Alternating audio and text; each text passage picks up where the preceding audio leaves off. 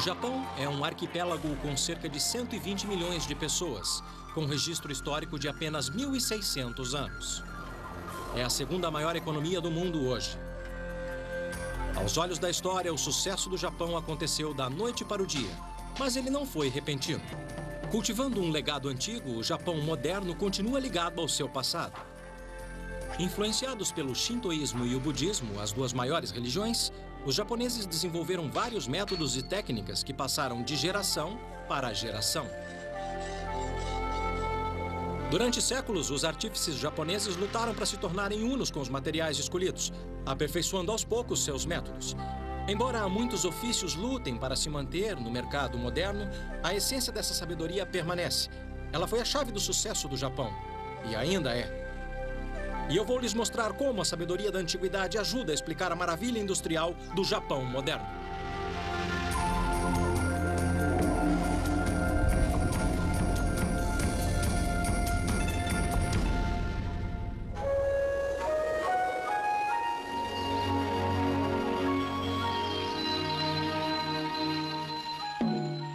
Para entender o avanço súbito do Japão na ciência e tecnologia, é necessário entender a relação íntima do país com a natureza e seus fortes laços com as tradições antigas. Os antigos acreditavam que um espírito, ou kami, vivia em tudo. Principalmente nas árvores.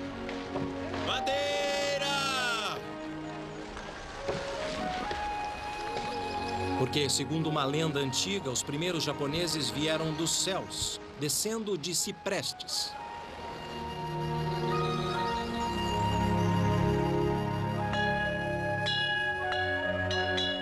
O budismo e o shintoísmo, as duas maiores religiões do Japão, permeiam cada aspecto da vida.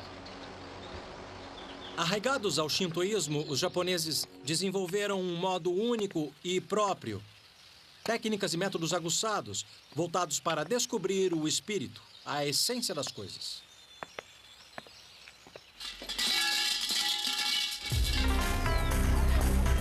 A busca da essência, que modelou a tecnologia moderna, floresceu na antiga capital, Kyoto. É aqui que o mundo antigo e moderno se encontram. As construções na parte velha da cidade são o testamento do amor dos japoneses pela madeira. Sua ligação espiritual com as árvores inspirou as técnicas de construção antiga do Japão. Eu vim até essa casa de família aos arredores de Kyoto para ver uma coisa que não se vê com frequência. Especialista em construções antigas, Kiyoshi Yasui fez da preservação de casas construídas com antigas técnicas de carpintaria sua missão. O Sr. Yasui acaba de começar o processo de desmonte. Ele está desmontando parte por parte desta casa para algum dia reconstruí-la em outro lugar. É uma oportunidade rara de ver os detalhes da construção. O Sr. Yasui apontou as principais características da construção. A coluna principal. Como a armação de um guarda-chuva, uma casa tradicional japonesa é construída em torno de um pilar central, que é ligado a vigas de apoio com encaixes complexos. A estrutura é um sistema de armação vertical e horizontal. A coluna da casa, entendi. Vigas grandes, entendi. Enorme, a viga é uma árvore de quase 18 metros. Influenciados pelo shintoísmo, os carpinteiros japoneses tradicionais gostam de incorporar a forma natural da madeira ao projeto. Eles incluem até os galhos e a curvatura natural para evocar o espírito, o kami, que eles acreditam que viva dentro de cada viga. O Sr. Yasui explicou com detalhes a técnica que os construtores antigos desenvolveram para acomodar as formas e ângulos variados. Os antigos chamaram de técnica de entrelaçamento, onde ripas e sulcos se encaixam como um quebra-cabeça. Ela move. Ah, entendi. Eu entendi. Então, se houver um terremoto, ela balança. A flexibilidade e durabilidade da estrutura repousam nas engenhosas juntas entrelaçadas.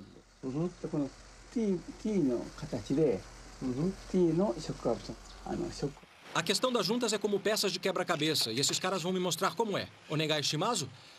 Nesta hora, meu japonês de escola vem bem a calhar. Tá. Este é um daiku, tradicional mestre carpinteiro japonês. Historicamente, sua profissão é um tanto mística, porque durante séculos seu conhecimento era transmitido apenas de mestre para aprendiz. E eu coloco esta peça para aprender, é isso? Tá bom. Muitos pagodes, santuários e casas particulares são construídos com essa técnica de entrelaçamento. Porque acreditem, os japoneses não usaram parafusos de metal para a fixação da madeira até o século XVIII. Normalmente, os pilares são construídos de cipreste pela beleza e durabilidade, o que é uma questão importante num país com quase 1.800 tremores por ano. Os métodos antigos incorporam outros materiais naturais de reforço. Essas paredes internas são feitas de barro, palha e bambu, e quando ocorre um terremoto forte, são elas que racham. Mas o conserto é fácil.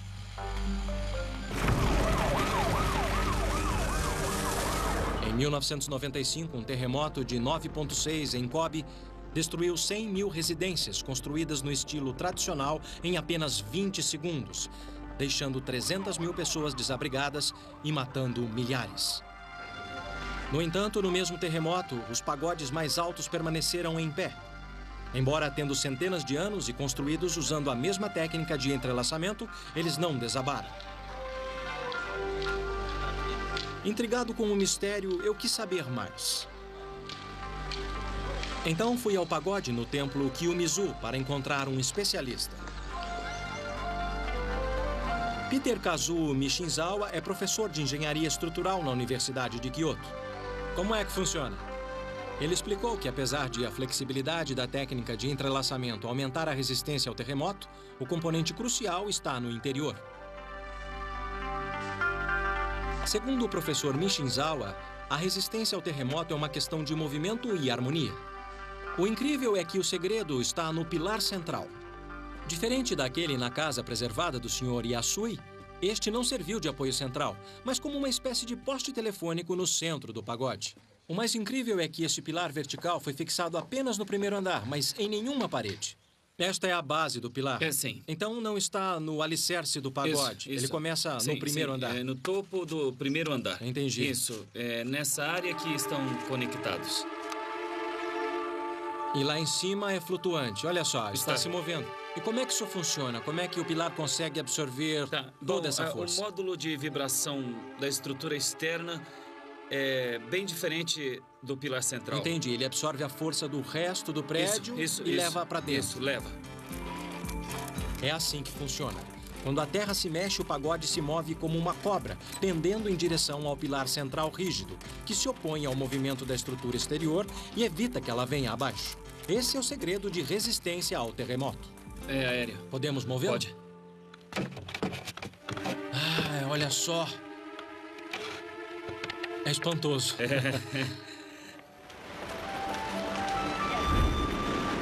A tecnologia do pagode antigo foi incorporada na construção de um dos mais novos arranha-céus de Tóquio. Por fora não dava para ver, mas eu sabia onde procurar. Eu me encontrei com o Sr. Tatsuo Anada, chefe de tecnologia e pesquisa da construtora. Ele me levou aos bastidores para mostrar a coluna vertebral do arranha-céu. O Sr. Anada salientou que o conceito da coluna central foi adaptado nas 4 colunas que dão suporte ao prédio.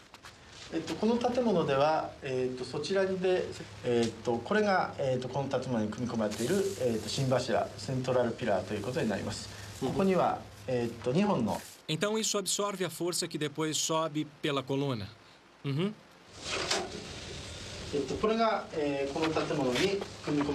4 colunas de aço maciço formam o núcleo flexível desse arranha-céu de 37 andares. Uhum. Hoje, os engenheiros modificam o conceito de coluna livre do pagode. Usando placas de aço flexível, eles conectam as colunas à superestrutura do prédio. Então, isso absorve o choque. O modelo mostra as colunas como tiras elásticas que permitem que o prédio oscile quando a terra se mexe.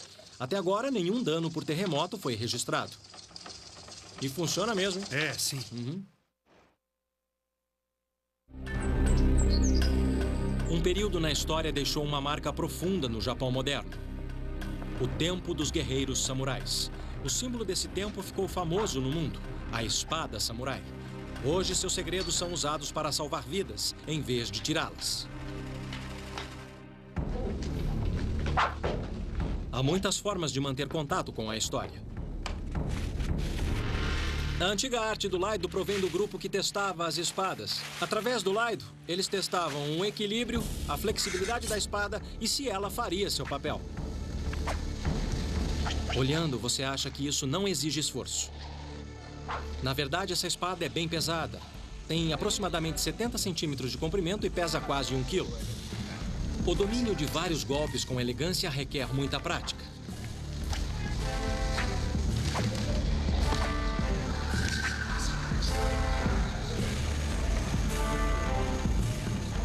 Mas o movimento exigia competência. Eu não sabia que era tão difícil guardar a espada na bainha, sem cortar o dedo fora.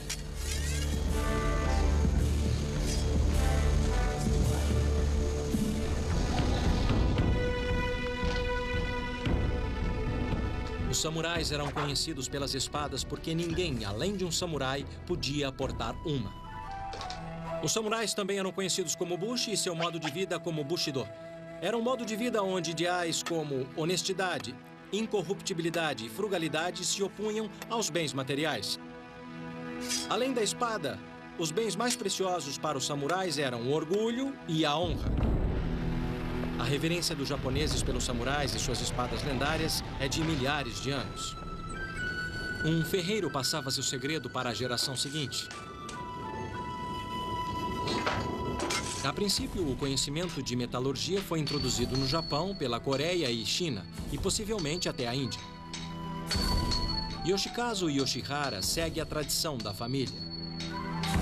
Agora, em seu 20º ano de treinamento, ele está perto de se tornar um mestre. O aço que ele usa foi derretido em um processo antigo que produz tamahagani, ou aço precioso. É um aço rico em carbono, um dos segredos para forjar uma lâmina afiada.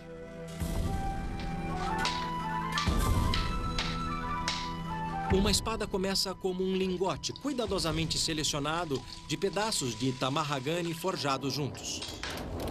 Depois de selecionar a mistura perfeita de aço, o Sr. Yoshihara pode tirar vantagem das variações naturais do aço. Isso pode parecer surpresa, mas são as variações que dão à espada beleza, personalidade e eficiência também. O lingote é dobrado, martelado e esfriado várias vezes, criando milhares de camadas fundidas uma à outra. Pela cor do metal aquecido, o ferreiro sabe quando a temperatura está correta. Na 10ª geração de mestres artífices, o Sr. Yoshihara é um tesouro vivo do Japão. O governo japonês o reconheceu como exemplo da tradição antiga na arte de fazer espadas. Qual é o segredo para se fazer uma espada perfeita? O mestre Yoshihara acredita que primeiro você deve seguir sua própria natureza. Se você for natural e firme em sua crença e flexível no modo de lidar com a vida, então seu espírito habitará a lâmina e a tornará perfeita.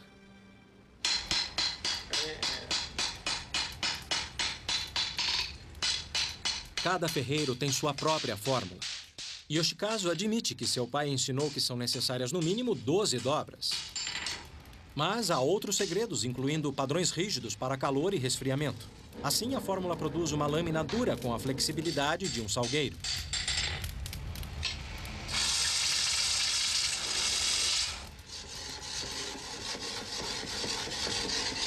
Finalmente, ela é polida à perfeição. Hoje, a história mortal da espada é esquecida facilmente diante de sua beleza marcante. "300 anos depois, a mesma tecnologia de lâmina afiada, que antes tirou inúmeras vidas, é transformada para ajudar no alívio do sofrimento. As indústrias Kai, em Seki, Nagoya, são famosas no mundo por suas lâminas cirúrgicas. O gerente, o Sr. Katsuaki Yamata, disse que eles gastam muito tempo e esforço replicando o aço samurai no processo de forja. O Sr. Yamata pediu para que eu experimentasse. Fiquei surpreso ao ver como o aço pode ser macio. No processo de aquecimento e resfriamento, o aço macio e flexível se torna rígido.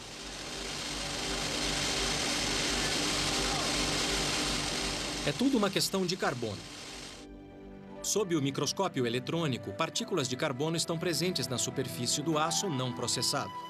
Depois de uma série de aquecimento e resfriamento, as partículas de carbono vão para dentro da lâmina, conferindo força ao aço. Já na espada samurai, o aço final mostra camadas produzidas pelas dobras, que dão flexibilidade às lâminas. Esses instrumentos de precisão usados para microcirurgias são um legado duradouro dos ferreiros antigos. Na história japonesa, o conhecimento antigo e a tecnologia moderna estão quase sempre lado a lado. Aqui na cidade de Seki, um centro tradicional na fabricação de espadas samurais, a corporação Kai é a principal fabricante de instrumentos de corte do Japão. Como nos tempos dos samurais, a melhor lâmina é flexível e não perde o corte. As guerras marcaram a era samurai. Medidas de segurança engenhosas protegiam o comandante supremo ou shogun de ataques furtivos. Parece uma casa de passarinho aqui dentro. Mesmo no Castelo Nijo, em Kyoto, o shogun nunca se sentia totalmente seguro. Então, para se prevenir de intrusos, ele instalou o chamado piso rouxinol. É um piso que canta como se fosse um rouxinol. Ele funciona assim. Montado em cima de tábuas de assoalho, presilhas de ferro são friccionadas, criando o som de um gorjeio quando alguém pisa nas tábuas. A inovação sublinhou a era samurai até o fim. Foi um tempo de paz. Sem a ameaça constante de guerra, a vida de um samurai continuou sendo definida pelo ritual. Foi quando a famosa cerimônia do chá se desenvolveu. A cerimônia do chá se tornou tão popular que iniciou uma indústria, principalmente na antiga capital, Kyoto. Adornando as cerimônias de chá dos samurais, milhares de xícaras e tigelas chamadas de louças kiwaki eram modeladas à mão para incorporar o espírito especial da cerimônia. Apesar de a cerâmica estar entre os materiais naturais mais antigos da humanidade, o método de produção permaneceu constante. A modelagem secular da argila deu aos japoneses um profundo conhecimento da capacidade dos materiais. Embora a eletricidade tenha substituído a roda de pedal, poucos oleiros, como o mestre Imi, mantêm a antiga tradição kiwaki viva. Ele me deu uma lição da arte antiga de modelar.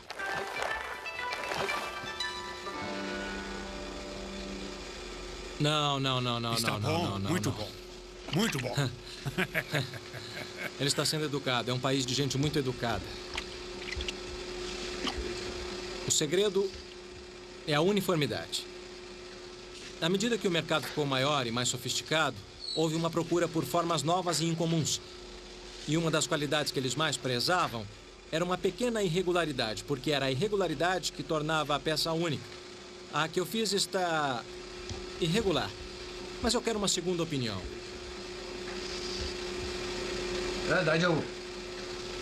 Nada mal. Ah.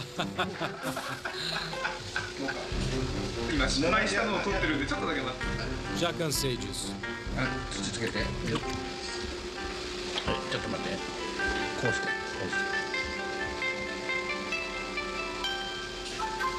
Se não tomar cuidado, nessa etapa você pode perder todo o trabalho.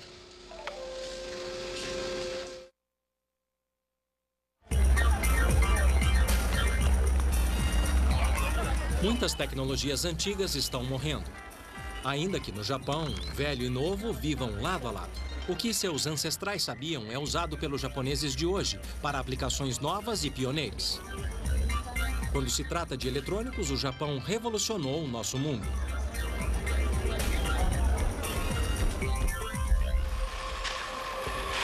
A procura pela essência deu aos japoneses um conceito e, por fim, uma vantagem econômica.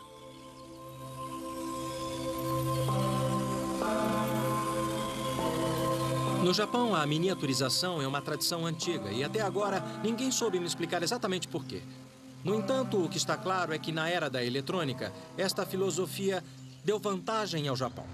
Em uma fábrica moderna de cerâmica, pude ver como as antigas técnicas contribuíram para os avanços mais recentes em miniaturização.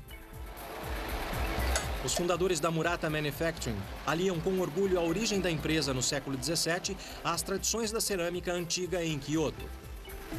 Em vez de louças, agora eles fabricam componentes eletrônicos.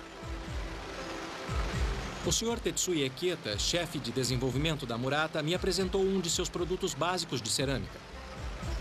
Tetsuya, você poderia me dizer o que é isso? Sim, é uma placa cerâmica para circuitos. Placa de circuito. Sim. Depois de séculos trabalhando com argila, os cientistas em Murata mudaram o curso da história tecnológica. Desenvolveram cerâmicas inovadoras. Assim como um material clássico, elas podem ser moldadas em qualquer formato. Mas o melhor é que elas têm propriedades elétricas. Os antigos fornos foram substituídos por fornos eletrônicos que operam em temperaturas precisas. Da mistura de componentes até o resfriamento das placas acabadas, o controle preciso é a chave para o sucesso. E ela está quente mesmo quando sai. Mas não sai quente, porque a zona de resfriamento fica aqui. Ela esfria, tá bom. Pois é. Vamos ver. Essas placas de circuito são cerâmicas preparadas com propriedades agregadas. E essa placa já está pronta, né? Está totalmente acabada. Sim. Eis a diferença. As cerâmicas clássicas não têm utilidade elétrica. Mas quando a Murata combina óxidos metalocerâmicos apropriados, eles criam uma variedade de cerâmicas técnicas com propriedades elétricas exploráveis. As microestruturas internas dessas cerâmicas dielétricas reagem de forma diferente quando se aplica voltagem. Enquanto alguns componentes cerâmicos bloqueiam o fluxo de elétrons, outros respondem mecanicamente fazendo um componente vibrar ou pulsar e fazer coisas como tocar seu celular.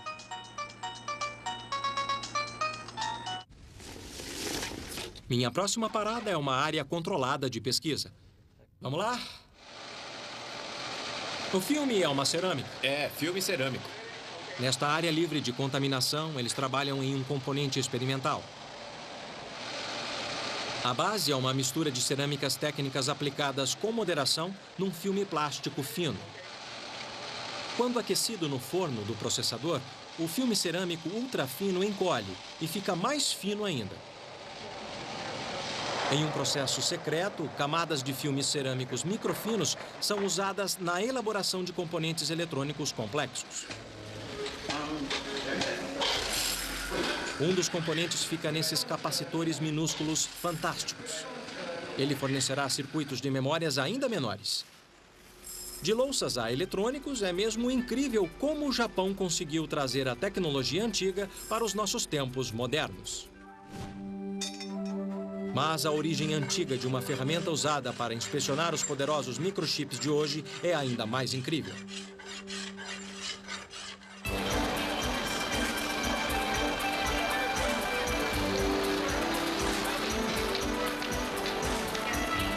O agitado distrito Akihabara de Tóquio é um bazar gigante de eletrônicos, onde você pode achar o que há de mais novo em eletrônicos compactos. Aqui fica claro como uma abordagem menor trouxe vantagens ao Japão. Você encontra qualquer coisa em miniatura. Em Akihabara, a gama de dispositivos é de enlouquecer. Até as características de um celular te deixam doidinho. O que torna tudo isso possível é um componente essencial de miniaturização, o microchip. Microchips são pequenos discos de silicone com circuitos gravados neles. A superfície tem que estar perfeitamente lisa para garantir conexões confiáveis. Na Yamashita Denso Corporation, o Sr. Mitsuo Yamashita, o presidente, me apresentou uma aplicação moderna surpreendente da técnica antiga. Esta máquina, chamada espelho mágico, examina imperfeições em discos de silicone polidos. Funciona assim. Raios de luz batem na superfície lisa e refletem no mesmo ângulo. Qualquer desvio na superfície faz com que eles reflitam em ângulos diferentes. Essas imperfeições são tão sutis que não dá para ver a olho nu. Parece bom. Usando o princípio de reflexão, a máquina pode detectar imperfeições na superfície de menos de 2 nanômetros, que são de 2 a 3 bilionésimos de 1 metro. Elas aparecem como áreas escuras onde a superfície não está lisa. Para o disco ser usado como chip, a imagem deve estar completamente branca, ou seja, livre de desvio, como esta aqui. Espelho mágico ou tecnologia Makio tornou-se um padrão mundial. Mas por que é chamado de espelho mágico? Mais uma vez, a resposta está no passado.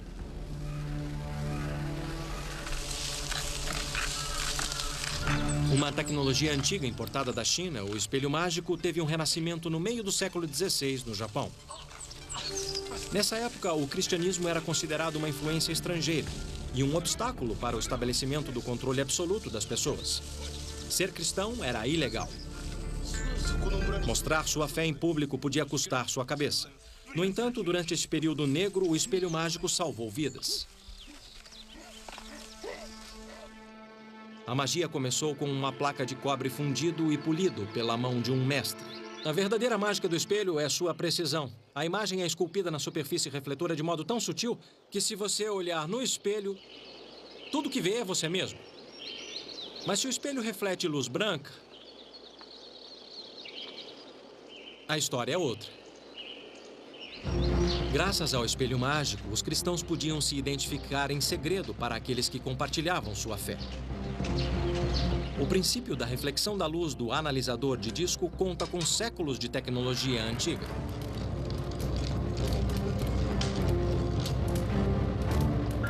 Para descobrir como a imagem fica dentro do espelho, eu visitei uma oficina tradicional em Kyoto. A família Yamamoto faz espelhos mágicos há quase 200 anos. Eles seguem um processo antigo com poucos toques modernos. O cobre é derretido a cerca de 1.300 graus centígrados nessa pequena fornalha a gás.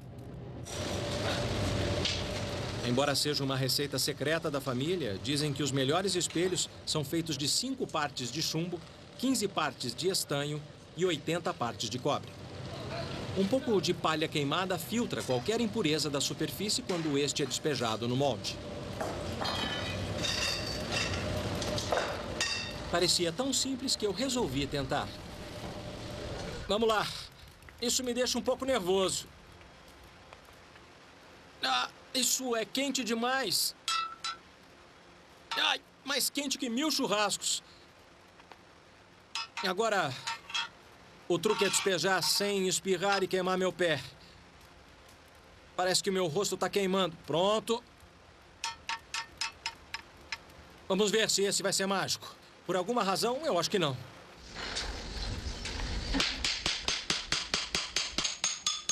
Duas horas depois, o molde está frio e a peça fundida é retirada. A placa de cobre é branca de um lado. Hoje, o outro lado mostra Buda. Porém, durante a perseguição, um fundo falso ocultava uma imagem cristã. E aí começa o processo mágico de acabamento. O Sr. Yamamoto é a 5ª geração da família de fabricantes de espelho mágico. Há 8 anos ele estuda o ofício aqui na oficina do pai dele. Mas ele ainda tem 2 anos antes de chamar a si mesmo de mestre. É o tempo que leva para aprender o toque.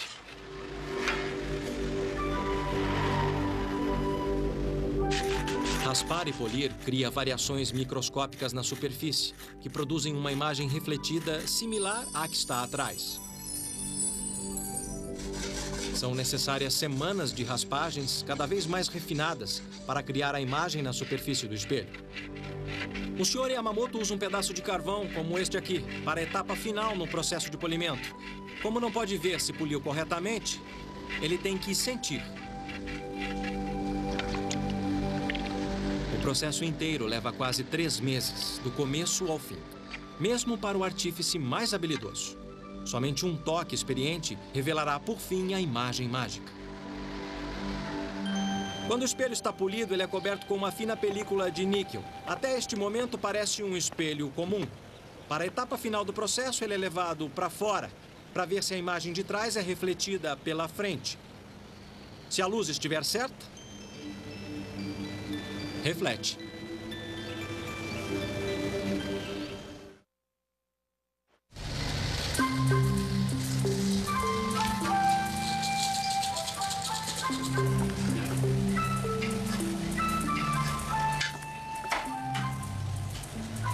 Muitas das tecnologias do Japão moderno são baseadas em adaptações que datam de 300 anos, do período Edo. No século XVII, um relógio mecânico europeu foi trazido de presente ao Japão, o que despertou uma inovação inimaginável. Durante o período Edo, ciência e tecnologia se concentraram na busca do Li, o princípio básico da natureza. Quando os artífices bateram o olho no relógio, ficaram tão assombrados com seus movimentos que eles o desmontaram para descobrir a força que o movia. Molas e engrenagens escondidas no relógio faziam a mágica assombrosa. Esse foi o início do karakuri, uma tradição de dispositivos mecânicos desenvolvidos para te pegar de surpresa. A crença era que a tecnologia deveria ser uma extensão das ações humanas. Assim, os antigos desenvolveram bonecos humanoides e marionetes. Baseado no relógio, seu mecanismo armazena energia ao darmos corda, que depois de liberada se traduz em movimento.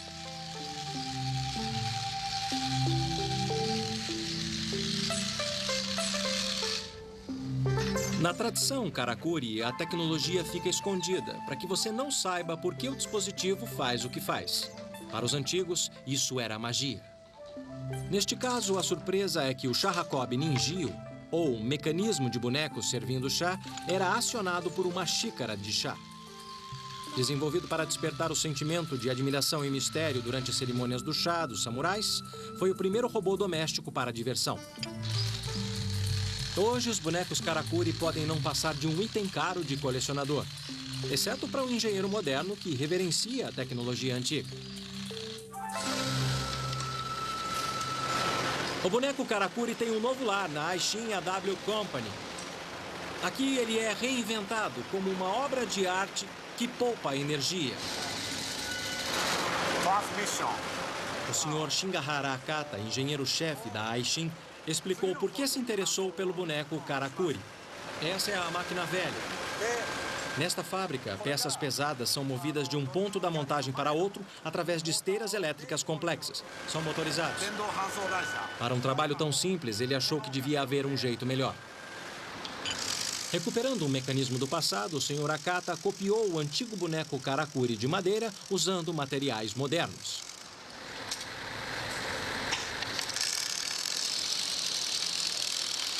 Duas propriedades do mecanismo karakuri chamaram sua atenção. Na primeira, o Sr. Akata percebeu a energia enorme que podia ser armazenada na mola. Na segunda, a quantidade de peso que podia ser usada para liberar a energia que movia as engrenagens. A reconstrução do mecanismo antigo inspirou uma adaptação eficiente. Essa é uma nova função do boneco mecânico. Agora o senhor vai me explicar como isso funciona. Para mover as peças pesadas, o Sr. Akata construiu um carrinho karakuri. O carrinho é movido por molas e engrenagens industriais. O peso da peça força a engrenagem, comprimindo as molas que, em princípio, armazenam energia. Tá? Então o próprio peso faz tudo. A peça desliza até o carrinho, liberando a trava que permite que ele se mova. Quando o carrinho atinge o ponto de transferência, o impacto transfere a peça para o condutor. As molas são liberadas girando a engrenagem que leva o carrinho de volta à posição original. E vai descomprimindo a mola até chegar do outro lado. Não é necessária energia externa, como a eletricidade. É incrível.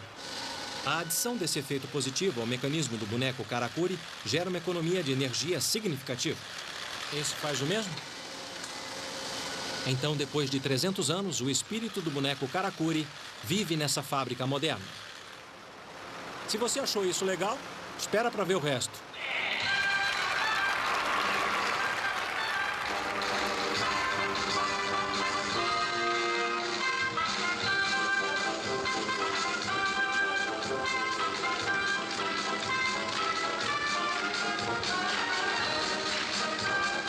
É mais incrível ainda. Eles me disseram que os robôs estão tocando pra valer.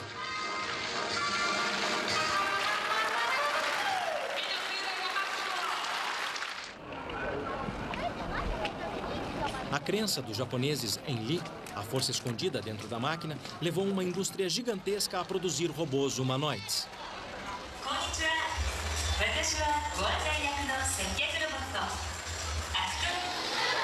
As crianças japonesas adoram. Desde pequenas, elas aprendem como interagir com eles. Já para mim, falar com um robô foi uma experiência totalmente diferente. Segundo o manual, essa figurinha aqui fala 4 idiomas diferentes. Olá, robô, você fala a minha língua? Será que ele é meio tímido? Robô, pode me dizer onde fica o teatro? O robô do teatro está aqui, correto? Correto. Vá pela saída dos fundos e vire à esquerda. Vire à direita na junção T e você o verá na sua frente. Muito obrigado. Apesar de os robôs da exposição serem fascinantes, uma visão do nosso futuro relacionamento com as máquinas exige uma visita a um humanoide já lendário. O Dr. Hiroshi Kobayashi construiu Saya, a recepcionista. Essas são as palavras que ela conhece? Podemos tentar? Sim, pode tentar. Levou 12 anos para ele criar suas emoções. Konnichiwa? Konnichiwa. 大学のこと、私、さやについてご案内できます。大学、さや、どちらにしますか? Como vai? 元気よ。 Ela vai bem? Isso mesmo. Nossa, どうしたの? idiota. バカじゃないわよ。 Posso te tocar? 嫌よ。 Vou bater em você. Tchau. バイバイ。 Como no espírito Karakuri, o mecanismo do robô fica escondido. Só que mais parecido com um filme de ficção. Bom, na verdade existem quase 20 pontos no rosto. Depois de processada por um computador, a palavra dita dispara uma sequência de ações mecânicas. 19 linhas de ar comprimido com mangas contraídas especiais ficam presas atrás do rosto do robô. O ar comprimido faz a manga contrair e demonstrar 12 expressões faciais. Puxando... Puxando. Por que se dar ao trabalho de produzir uma coisa que pareça um ser humano? Por que não ter uma caixa que fala? Porque a realidade é muito importante para a comunicação entre humanos e o robô. É por isso que eu me concentro na quebra da barreira do robô. Entendi. Você quer convencer as pessoas que estão falando com um ser humano de verdade. Então você está no caminho certo. Se a história serve de indicação, Saya é um exemplo que mostra até onde a tecnologia antiga pode ir. Bye, bye. É claro que há 2000 anos, os tecelões de seda do Japão não imaginaram o impacto de seu ofício, principalmente no campo da biofarmacêutica. E foi sua sabedoria antiga que forneceu aos engenheiros genéticos as pistas para uma proteína que salva vidas.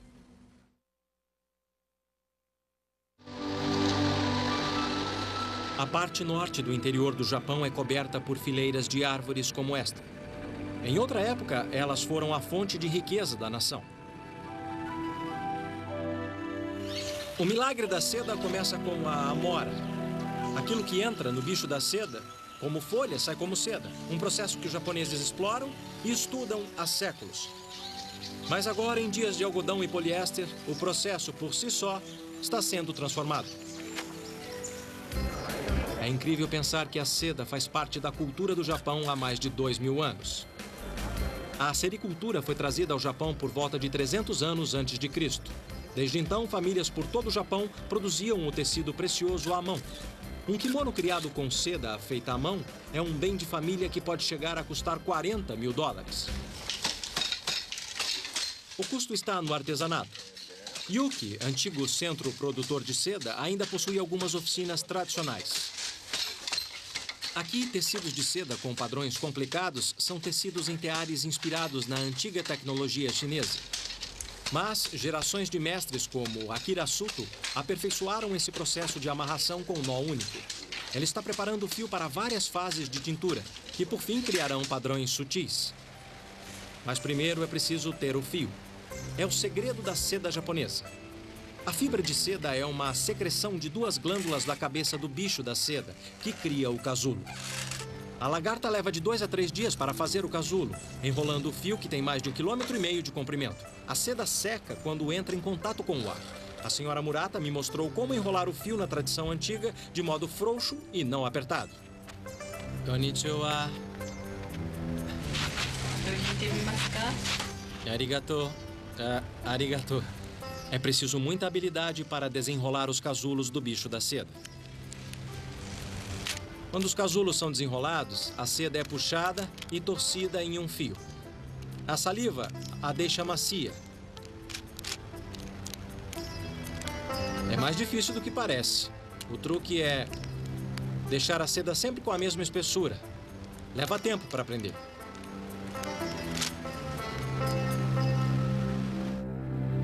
Depois de um ano de trabalho duro, essas peças de arte são a recompensa do tecelão habilidoso. E quanto mais o fio sintético é usado, mais a seda tradicional se torna preciosa. O milagre é que o bicho da seda pode conter uma nova promessa que a ciência está começando a explorar. O Instituto Nacional de Ciências Agrobiológicas não fica longe de Yuki, a antiga cidade da seda, mas está a anos-luz em termos de produção de seda. Eu me encontrei com o Dr. Toshiki Tamura, chefe geneticista do laboratório. E aqui estão eles, os pequenos bichos da seda. Existem mais de 1000 tipos por todo o globo, e o Japão está familiarizado com 600 deles. Considerando a história do Japão, não é à toa que seus cientistas estão à frente na decodificação do genoma do bicho da seda.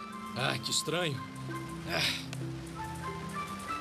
Acontece que a seda é uma proteína. Os cientistas aqui na fábrica de insetos da NIAS estão testando bichos da seda geneticamente modificados que não produzem seda, e sim proteínas que podem ser usadas para fins medicinais. Testes revelam que eles estão fazendo progresso. O primeiro desafio é redefinir o DNA do bicho da seda para aceitar um novo gene. Para testar o conceito, a equipe do Dr. Tamura injeta gene de água-viva para a luminescência. Se eles conseguirem juntar em seus DNAs, os bichos da seda desses óvulos serão verdes sob a luz ultravioleta. Esses bichos da seda modificados geneticamente podem produzir proteínas úteis, tais como o interferon, que é usado contra o câncer. Se der certo, a nova biotecnologia pode fazer do Japão o maior jogador do super lucrativo mercado farmacêutico. O que ele está olhando? O bicho da seda? É, o bicho da seda. Ele está olhando, como você pode ver aqui. O Dr. Tamura explicou que o brilho verde é a prova que o gene fluorescente da água-viva foi introduzido com sucesso no DNA do bicho da seda. A próxima etapa é crucial para o sucesso da equipe. A chave é conseguir um novo gene para produzir a proteína do bicho da seda. O que é isso? Esse aqui é o casulo. O casulo brilhante significa que a junção biotécnica foi um sucesso. Entendi. Então essa é a prova que o processo funciona. É, como você pode ver aqui. A equipe está no caminho certo para colocar o bicho da seda na luta contra o câncer e acrescentar outra inovação no nosso mundo moderno, baseado na sabedoria da antiguidade. Andando por Tóquio à noite, eu percebi o quanto a tecnologia japonesa tem sua raiz nas tradições antigas. Seja com bonecos que serviam chá, transformados em robôs, seja nas técnicas de carpintaria transformadas em arranha-céus resistentes a terremotos. A engenhosidade do Japão parece se recarregar quando olha para seu passado, pegando as tradições antigas e projetando-as no futuro. Hoje, muitos ofícios tradicionais do Japão estão morrendo, mas o que permanece é a sua essência, o efeito que elas têm em nós. Traduzindo o conhecimento antigo em tecnologia moderna, o Japão ganhou uma vantagem única. Graças à sabedoria da antiguidade, o Japão está abrindo novas portas para uma nova era de ciência e tecnologia.